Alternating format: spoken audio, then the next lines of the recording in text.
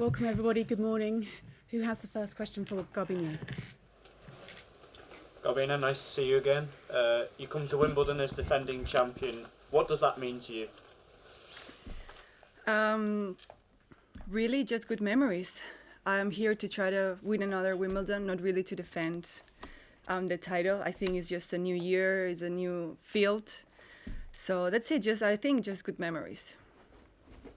Maybe not so much about defending a title, but what is the feeling like coming into Wimbledon as the title holder, say, when you arrived at Roland Garros last year as the title holder there? How different is the mentality or your feelings about it? I think of course it's a special situation coming back to a Grand Slam that you won last year. You know, you're very emotional and happy. I think I give it less importance right now. I think it's just... it doesn't really matter what happened in 2017. It's just about this year, and I think that's what I had to learn in French Open, and this year it's a different mentality. Garbine, who do you see as the main threats and the main contenders for the title this year? Yeah, I think there is a lot of people. There's a lot of players because this year, and also the previous year, you see that every tournament there's different winners. The top ranking is constantly changing. Even the top one spot is always, there's always people have chances. So, yeah, honestly, in grass, especially in this tournament, I feel that whoever has 2 great weeks can be a threat.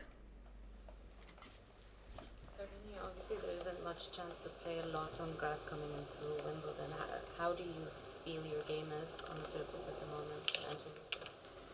Yeah, I feel it's good. I didn't have. If you don't have a lot of matches, you train a lot. So either way.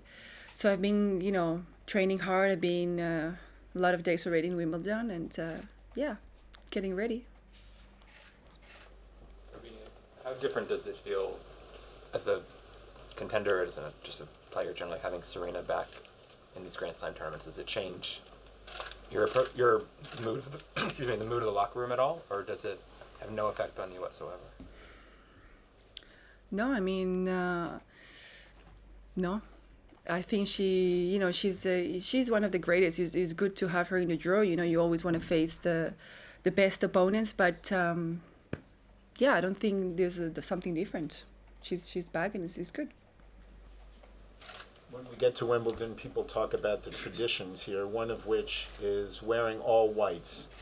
What goes through your mind when you put on your outfit and know it's all white and that it's different from every other tournament? I think it's good. I think it's part of the magic of Wimbledon to come here and have to wear white.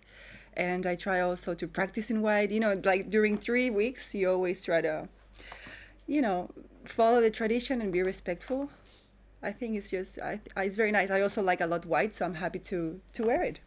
What is most enjoyable about that difference for you when you consider that at the other places you can wear whatever you want?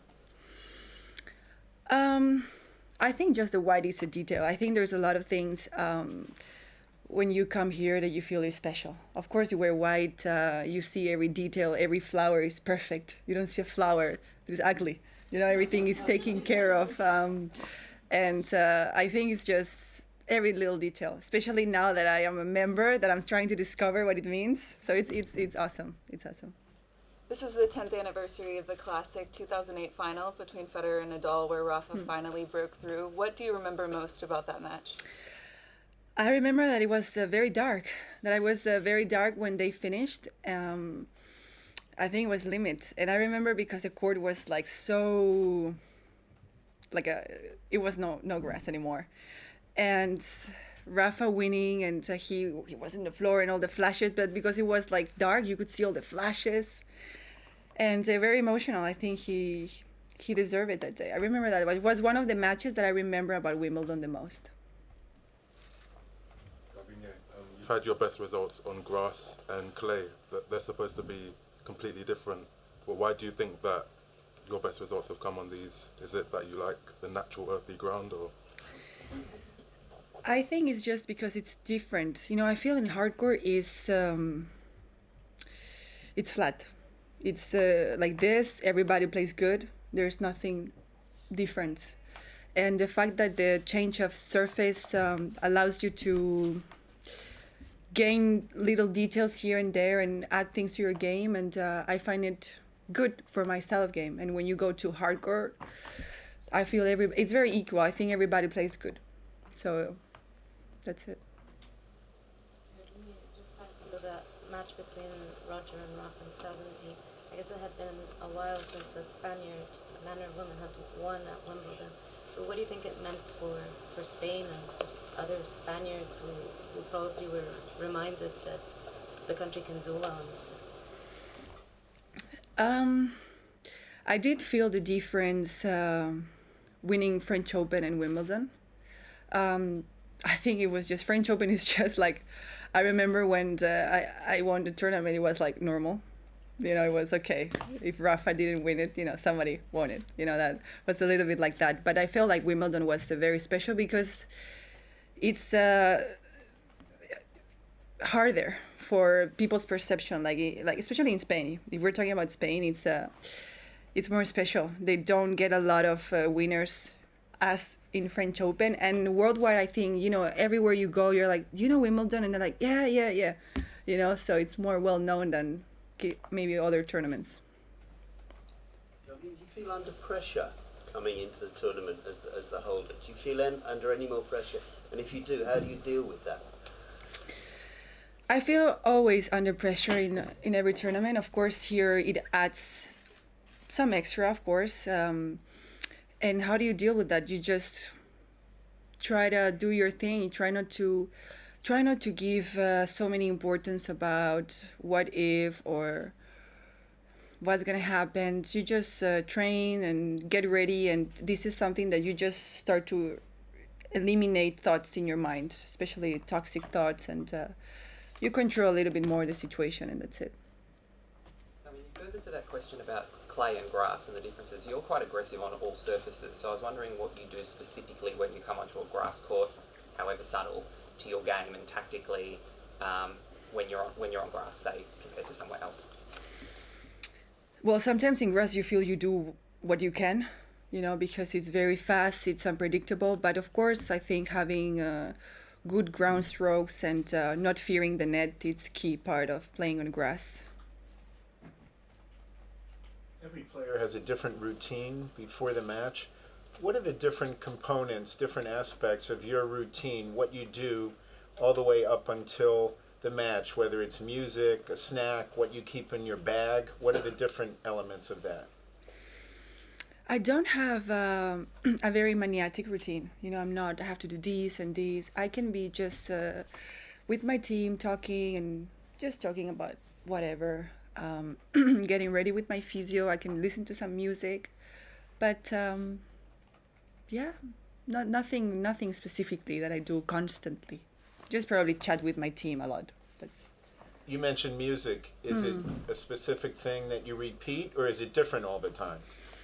I have like a bunch of lists that I always like to hear, and of course, if you're before a match, you will not listen soft music, so you always go for something, I don't know, Latino or just the songs now, the hot songs now. But yeah, that listen to music would be one of maybe my routines.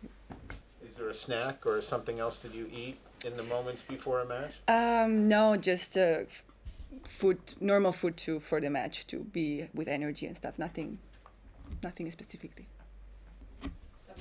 In the last few years, so from French to Wimbledon to this year, do you feel that your sort of experience has been accelerated from the emotions that you felt when you weren't able to defend at Roland Garros to how you feel now? Because to me, you look a lot calmer than, say, last year when you were in the lead up to Roland Garros. Do you think that's accurate?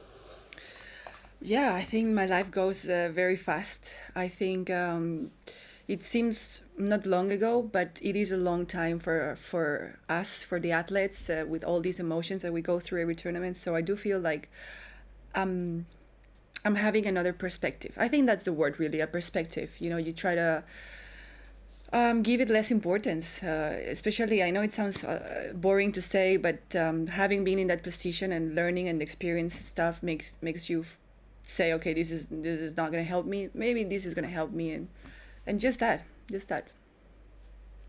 One last question in English.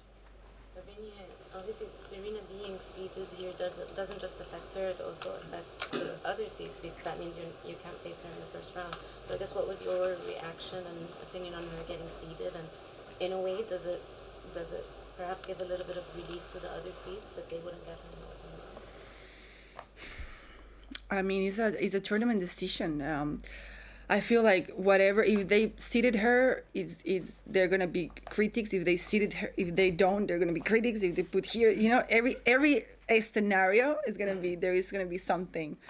So it is what it is. It's she's seated. The tournament can do that if he wants to, and of course she's 6 times champion here. So I think it's in a way understandable. Okay, take any questions in Spanish? Thank you. Thank you. Dos preguntas en realidad. Una, has dicho que tratas de evitar pensamientos tóxicos. ¿Me puedes poner un ejemplo o dos concretos de lo que es un pensamiento tóxico que has tenido alguna vez? Y la segunda, Rafa Nadal dijo ayer que cuando él llega a Roland Garros sabe si está en forma, está competitivo, que en el US Open un poco menos, y que aquí no tiene ni idea, que está desorientado, que tiene que ganar la confianza partido a partido. Y a ver si tu experiencia es similar. Bueno, la primera pregunta creo que... pensamiento tóxico, simplemente darle mucha importancia a algo que no es importante ahora, el que cómo jugaré o qué resultado haré, ¿sabes? Esas cosas que uno no puede controlar en este momento, que uno lo que tiene que hacer es entrenar, prepararte para el primer partido, pero son pensamientos normales, ¿no? Que cuando uno viene tienes que, como todo el mundo te dice, defender el título. Yo creo que defender el título, la verdad es que el año pasado poco importa. Es ahora quién lo va a ganar y quiero ganar el título, ¿no? Es esa mentalidad más que uno tiene que ir aprendiendo a cambiar con el tiempo y no quedarse un poco en lo que fue el año pasado, ¿no? En ese recuerdo que este año no ayuda a nada. Este año se empiezas de cero y ya está. Y sobre las pistas, yo creo que aquí es más difícil saber un poco cómo está tu estado de juego. Yo creo que lo que dice Rafa es comprensible, ¿no? Porque uno como que nunca acaba de sentirse del todo cómodo, ¿no? La hierba siempre te da esa sensación de impredecible, de que cualquier persona con un día bueno te puede ganar. Ni en cambio en otras superficies como tierra o pista dura, pues uno se siente mejor jugando. Mirando un poco más al futuro, ayer Simona Halep decía que su ambición ahora, o que su reto, su objetivo era conseguir una medalla en los Juegos Olímpicos, en lugar de ganar otro Grand Slam, por ejemplo. Tú como ganadora ya de 2 Grand Slam, que ha tenido el número 1, ¿cuál sería tu ambición o tu próximo objetivo? Realmente los Juegos Olímpicos es algo muy, muy importante. O sea, está claro que siempre ganar una medalla, yo creo que es de todo atleta, ¿no? Es un objetivo. Pasa que son cada 4 años y es como más especial, quizá, porque es como que tienes menos oportunidad. Los Grand Slams es muy difícil, pero hay 4 cada año. Y es el objetivo más cercano, quizá, para mí en este caso, ¿no? El que cada 4 años venga un Grand Slam y siempre tengamos ese objetivo de ganar otro Grand Slam. La medalla olímpica, claro que siempre es un objetivo. Pasa que es cada 4 años y es como más lejano. Cuando llegas, como que venga. Pero para nosotros que tenemos un calendario tan activo, no lo tenemos como otros atletas en mente constantemente.